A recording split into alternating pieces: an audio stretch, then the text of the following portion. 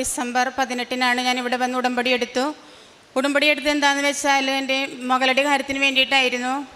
അവൾ medical coding exam ഭയങ്കര ടഫാണെന്ന് പറഞ്ഞു.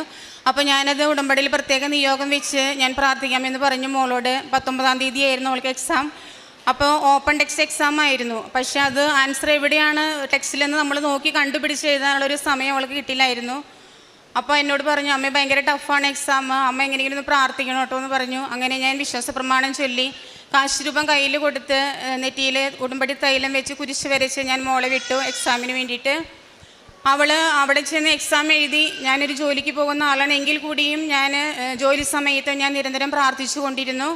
മോളുടെ എക്സാം കഴിഞ്ഞ് അവൾ വീട്ടിൽ വന്നു. ഞാൻ ചോദിച്ചു, മോളെ എങ്ങനെയുണ്ടായിരുന്നു എക്സാം? അപ്പോൾ അവൾ പറഞ്ഞു, കുഴപ്പമില്ലമ്മേ, മാധവ് നല്ല രീതിയിൽ എന്നെ ഹെൽപ്പ് ചെയ്തു എന്ന് പറഞ്ഞു. റിസൾട്ട് വന്നപ്പോൾ അവൾക്ക് 80% മാർക്കോട് കൂടി അവൾ എക്സാം പാസ്സായി.